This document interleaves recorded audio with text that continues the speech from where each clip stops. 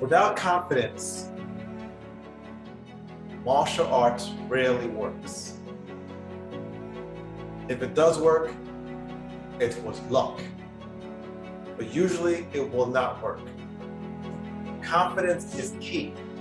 So as an instructor, you're simply counting off numbers and having them do drills, students do drills, and you just count the numbers, doing the drill, and watching the kicks. They're not developing any real confidence. So no matter if they do 1,000 kicks, it will not work. So how do we develop confidence? Because it's the instructor's responsibility to build confidence into the student and to bring out the strength, their inner power, and the courage that exists in everyone if you give them the right reason, enough reason to bring it up. Think about it for a moment. If you take a child, put them on a stationary bike, and they pedal, pedal, pedal, pedal, pedal,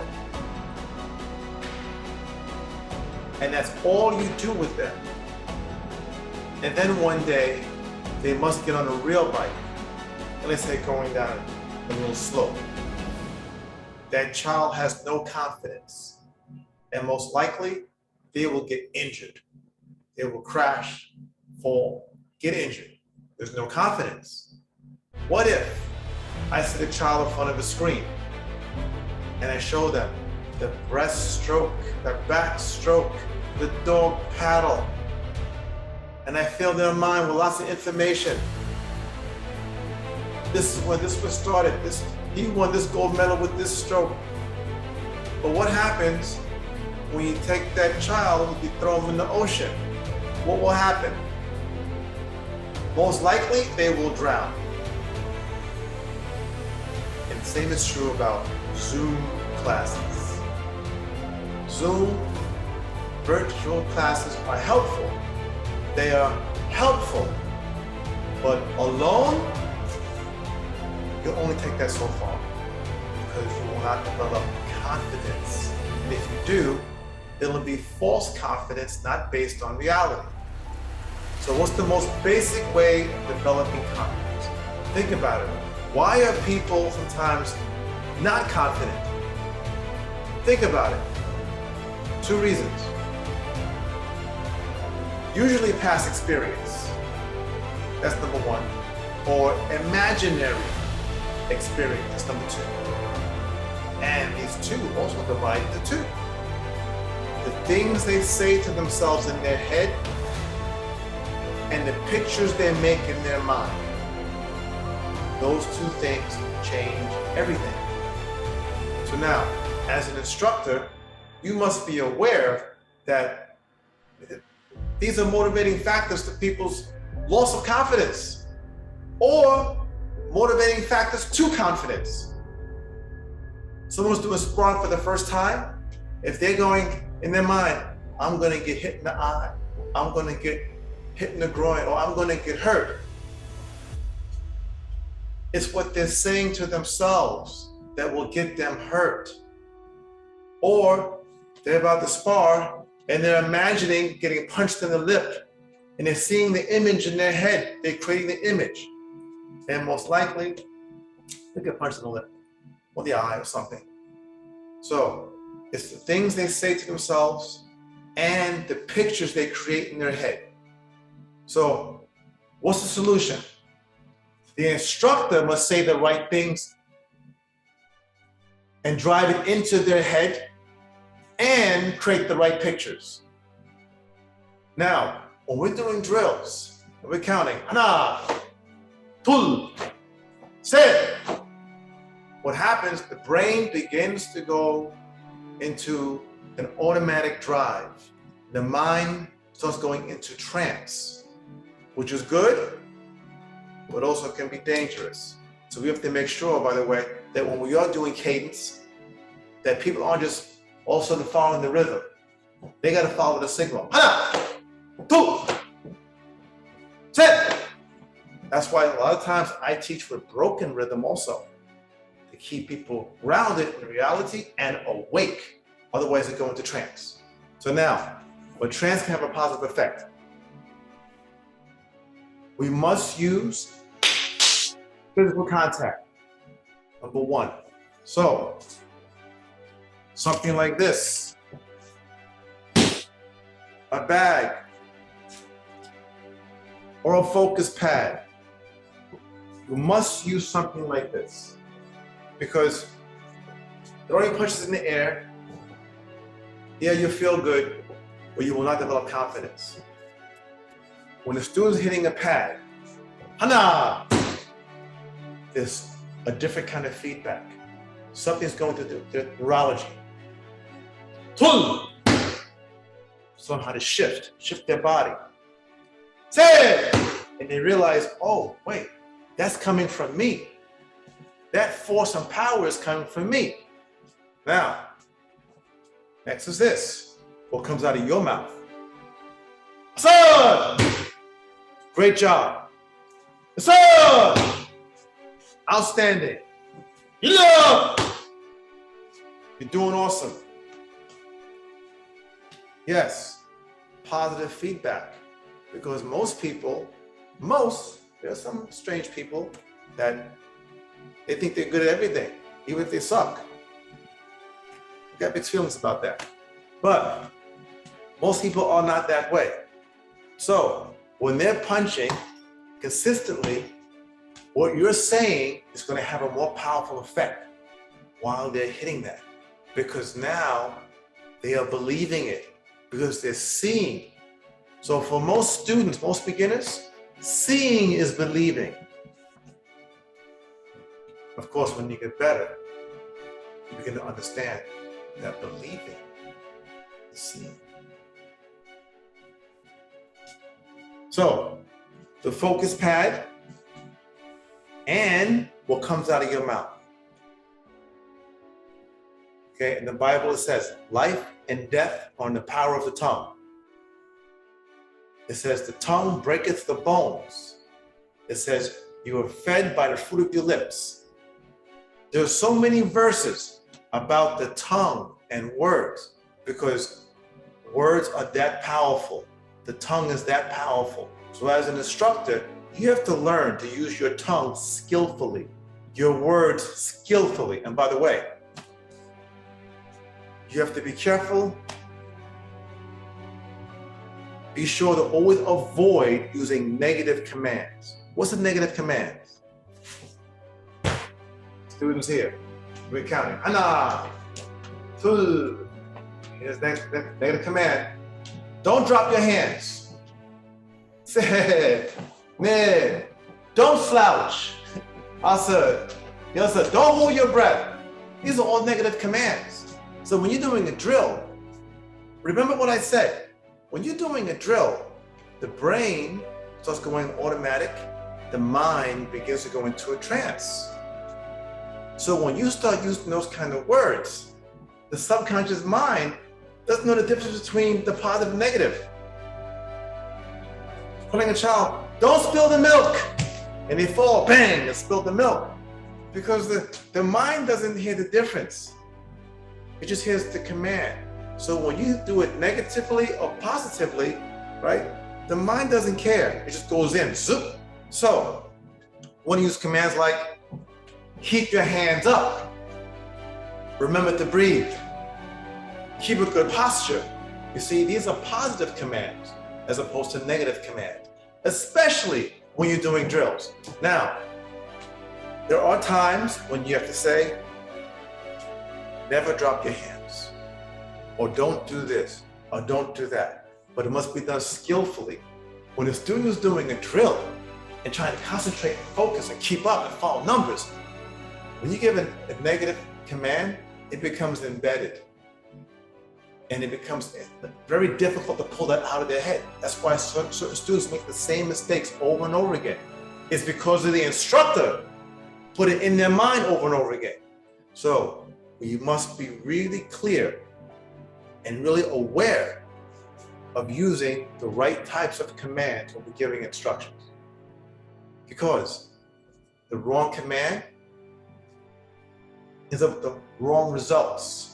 And the wrong results consistently start taking away from the student's confidence. And without confidence, stuff don't work. A student will excel rapidly with the right commands, with the right motivation. Now, yes, you'll have beginners that'll be doing a form or a technique, and you can look at them and see 5 things wrong. Trust me. I look at some black belts, I see 30 things wrong. However, this is skill. There could be 5 things wrong. There could be 30 things wrong. You focus on making them right. You cannot make 30 corrections, and you cannot make 5 corrections for a beginner. It's a lot. So if they're kicking like this, right, we gotta focus, bring your knee a little higher, kick softer. That's it. Little higher, kick softer. Great job. Little higher, kick smoother. Outstanding. Now just exhale and relax. Exhale and relax. Okay, now they're on their way to success. We don't have to give them a whole lot. Their chamber doesn't have to be perfect. The foot position doesn't have to be perfect. We just have to simply get them on their way. This is sculpting. We don't get the big block of granite and go like, okay, let's get to it and try and make a masterpiece in a day. No, that's impossible. And most likely you're going to crack the granite or the marble or whatever you're using. So the same with a student, right? It's sculpting. You start taking off. This is what we're doing. We are creating a black belt.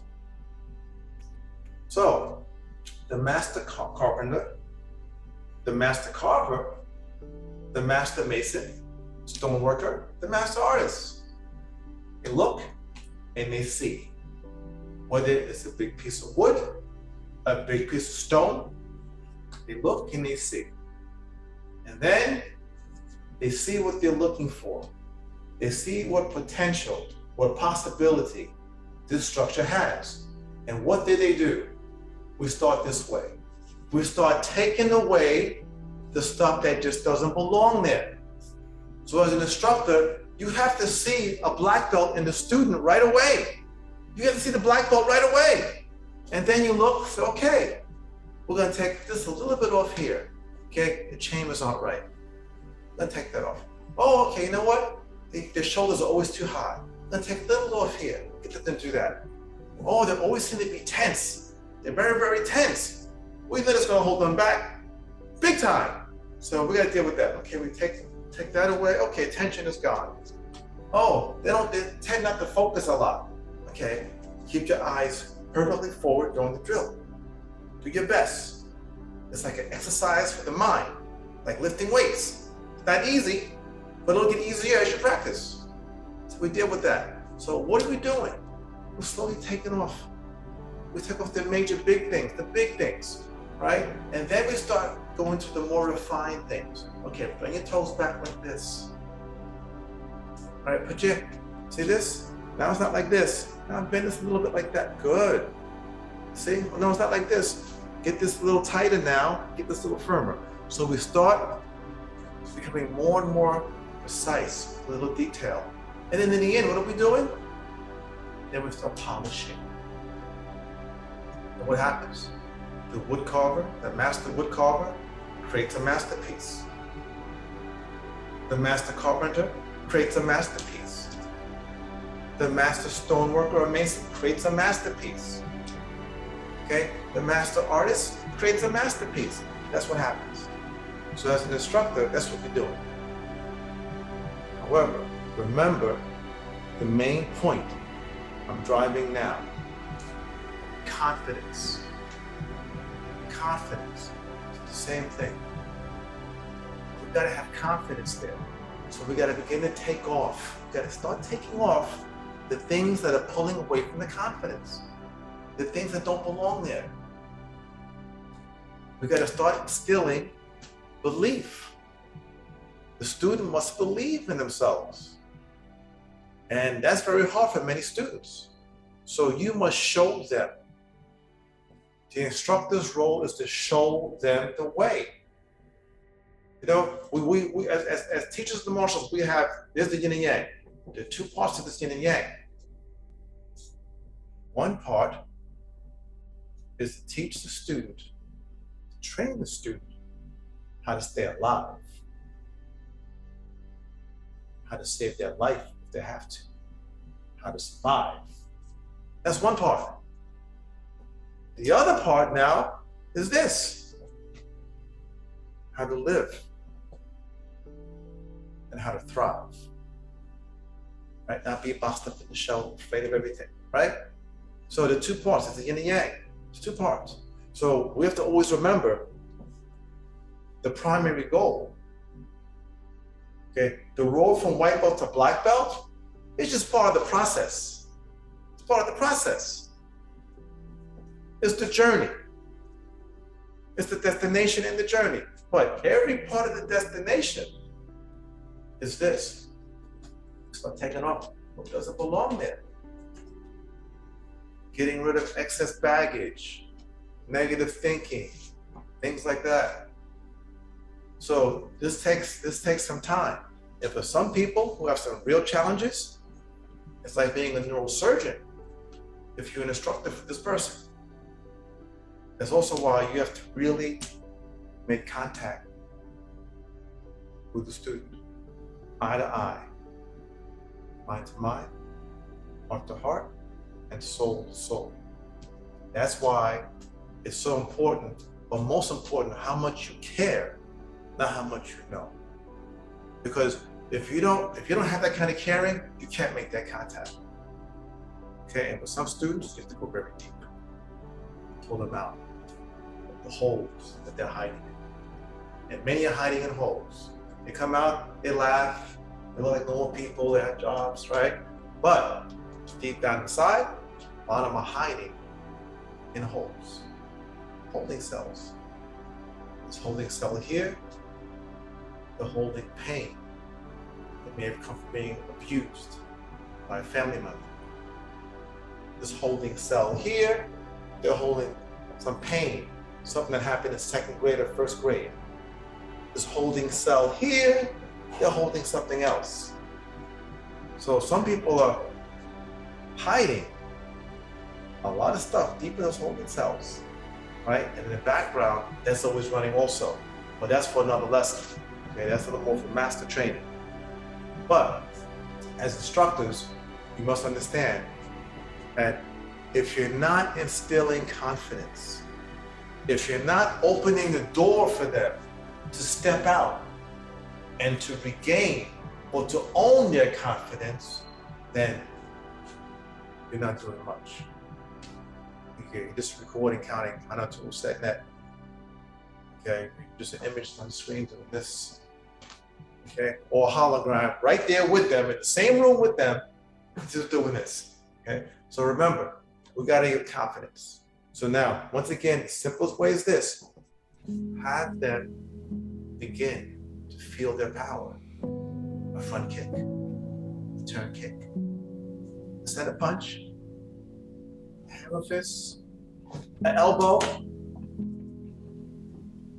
We only need one or two things.